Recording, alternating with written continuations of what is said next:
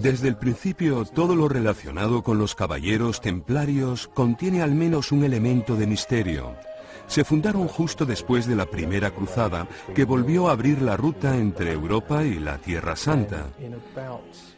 Y en 1118, 9 caballeros franceses con conexión con la corte del conde de Champagne se fueron a la Tierra Santa con el fin, según ellos, de proteger los caminos y las rutas de peregrinaje para que los peregrinos estuvieran seguros ahora que podían visitar los lugares sagrados.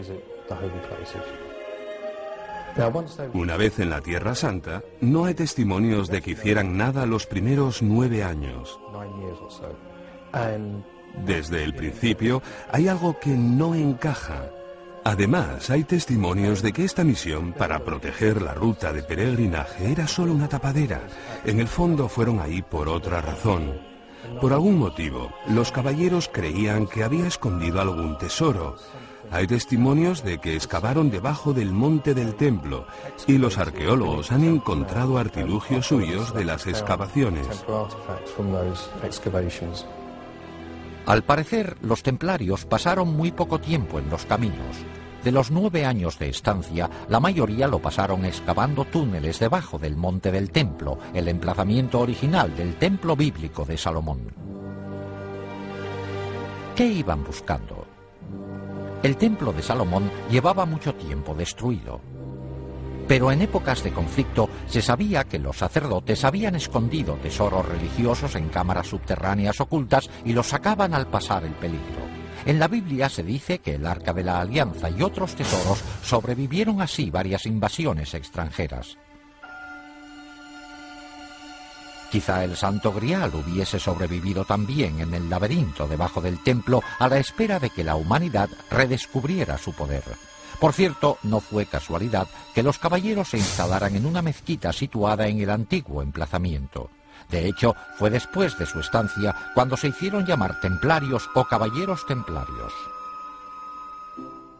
Un monje llamado Bernardo, que luego acabó siendo San Bernardo, intervino en la fundación de los templarios.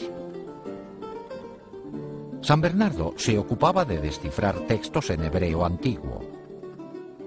Aunque Bernardo era muy mundano en muchos aspectos, también era muy espiritual de un modo bastante insólito para su época. Le atraía mucho el lado femenino de la religión, los cultos a las vírgenes negras, sobre todo del sur de Francia, que son muy misteriosos, casi paganos.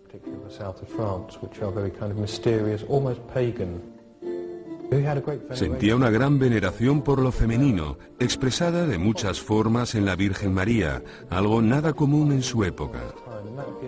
Eso parece ser lo que le estimulaba más que otra cosa. San Bernardo era un hombre muy culto para su época. Sí, estudiaba textos en hebreo, entre otros. Podría ser algo que él encontró en ellos lo que le hizo pensar a esta gente que merecía la pena ir a Jerusalén. Es una teoría, pero una teoría válida. Parece tener mucho sentido. Los que estudian estos antiguos documentos quieren de repente que sus súbditos vayan a estos lugares históricos que se mencionan en ellos. Buscan algo. No sé personalmente qué encontraron, salvo que les parecía importante. No se sabe. Fuera lo que fuera, no se sabe dónde está. Es un misterio, pero abundan todo tipo de teorías que podrían ser correctas. Documentos, Arca de la Alianza, Santo Grial, lo que fuera, pero todas con un secreto.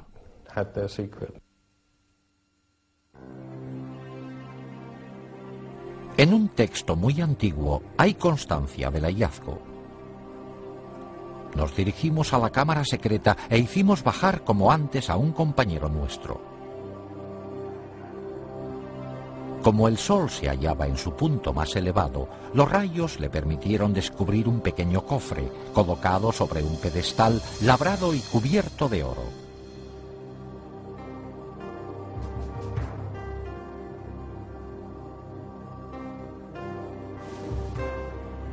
Nos dio la señal para el ascenso y lo sacamos de inmediato. Lo hemos traído para que lo examine el Consejo Supremo. ¿Qué había en este cofre para que los templarios se emocionaran tanto? Lógicamente, a un grupo de caballeros cristianos con voto de pobreza no les interesaba nada material. Hoy día no se sabe aún exactamente qué encontraron los templarios en la cámara secreta. Lo que sí se sabe es que al enterarse del hallazgo, el conde Hughes de Champagne, el hombre que financió la expedición, volvió a Jerusalén para unirse con sus anteriores vasallos. Una vez ahí, dejó todas sus posesiones materiales para servirles como caballero templario. Después de este descubrimiento, el gran maestre de los templarios visitó al Papa, y con la bendición de San Bernardo, la Iglesia reconoció oficialmente su orden. En el mundo cristiano, los hombres se unían rápido a los caballeros, renunciando a sus familias, dejando sus posesiones materiales y aceptando los difíciles votos de pobreza y castidad.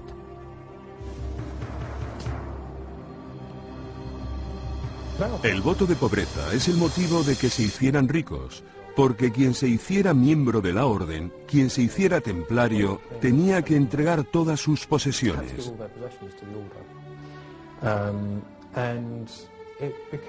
Además, se acabó viendo como un símbolo de prestigio que las familias nobles tuvieran hijos en la orden de los templarios.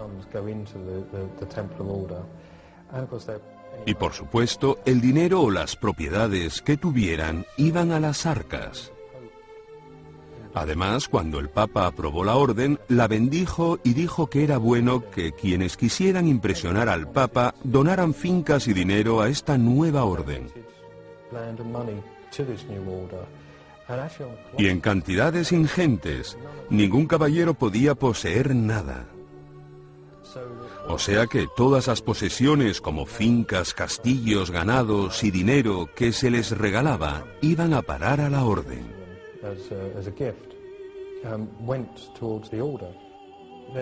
Tenían fama de ser la fuerza militar más temible y competente del bando cristiano. Eran una especie de geos de aquella época, también porque eran una mezcla de monje y soldado. Los templarios proliferaron muchísimo después de las cruzadas. Se hicieron con el control financiero de Europa, dominando todas las principales industrias, sobre todo la de los préstamos. Inventaron el sistema de cheques moderno, y en cuestión de unos años tenían contentos a todos los reyes de Europa. Tenían demasiados humos en muchos sentidos, sobre todo con respecto al Papa y a muchos reyes. Eran sumamente ricos. Parecían ser los amos del mundo.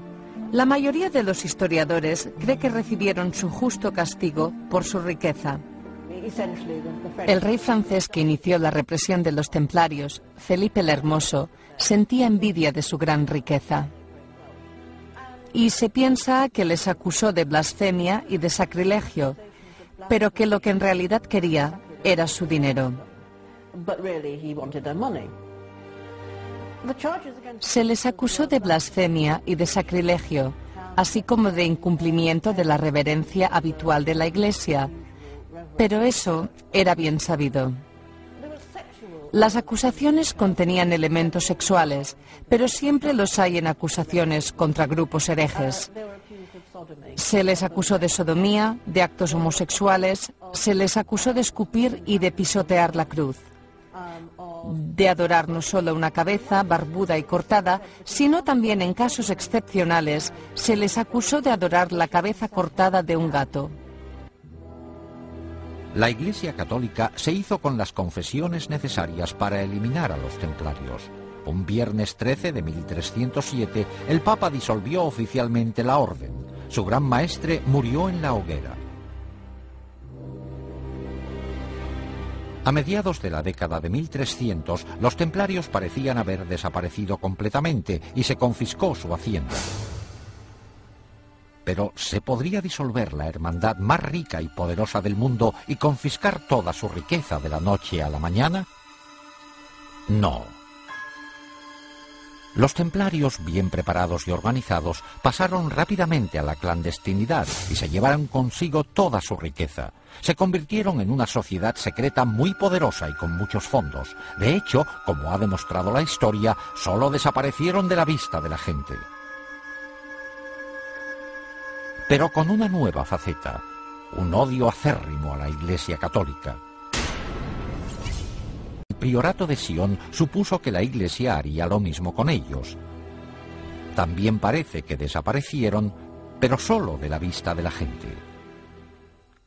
Durante más de 400 años, desde el siglo XIV hasta finales del XVIII, los masones, los asesinos, el priorato de Sion y los templarios subsistieron como sociedades secretas relativamente aisladas, con una influencia limitada, hasta que, el 1 de mayo de 1776, en Baviera, la humanidad vio lo que podría ser su peor destino. Adam Weishaupt, catedrático de Derecho Canónico, educado con los jesuitas y que sabía mucho de ocultismo, formó una nueva organización secreta que aglutinaría a todas las demás con un fin inconcebible: hacerse con el control total del mundo y de sus recursos y dominar por completo a sus habitantes. Weishaupt la describió eufemísticamente como un nuevo orden mundial. Esta hermandad diabólica se fundó inspirándose en una síntesis de las ideas centrales de sociedades secretas anteriores. Combinó ingeniosamente los conocimientos y ritos secretos masónicos, el misticismo islámico, artes mortales y uso del hachís de los asesinos, el carácter influyente del priorato de Sion, así como la riqueza, poder, organización militar y venganza contra la Iglesia católica de los templarios. A todo eso, él añadió sus conocimientos de ocultismo. No fue mero accidente que escogiera el 1 de mayo, una fecha muy importante del calendario satánico, para fundar su asociación. El grupo se llamaba Illuminati. La traducción pública era inspirados intelectualmente. Pero Weishaupt dijo en privado que la palabra provenía de Lucifer y significaba poseedores de la luz. El sello oficial de la hermandad era una pirámide mística sin acabar y un ojo encima con rayos de luz irradiando en todas las direcciones. El ojo representaba la clarividencia y la sabiduría de la hermandad iluminada que domina el mundo. El fundador enumeró a sus seguidores los 5 medios principales secretos que se emplearían para lograr su objetivo de dominar el mundo en su totalidad. 1. Se emplearía el soborno sexual y monetario para controlar a hombres que ostenten cargos importantes en las distintas categorías de todos los gobiernos y otros puestos de responsabilidad. 2. Los Illuminati que fueran profesores de facultad y universidad deberían preparar a los mejores estudiantes para la causa. 3. Se colocaría a personas de influencia y estudiantes especialmente preparados bajo el control de la hermandad detrás de todas las instituciones gubernamentales, religiosas y financieras y se emplearían como agentes. 4.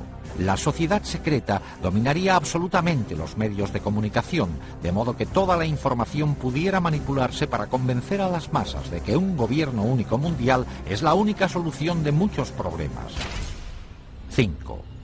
La fase final de la operación emplearía todos los recursos disponibles para provocar golpes militares que derrocarían a todos los gobiernos contrarios y pondrían al mundo bajo el control de un gobierno único al mando de los Illuminati.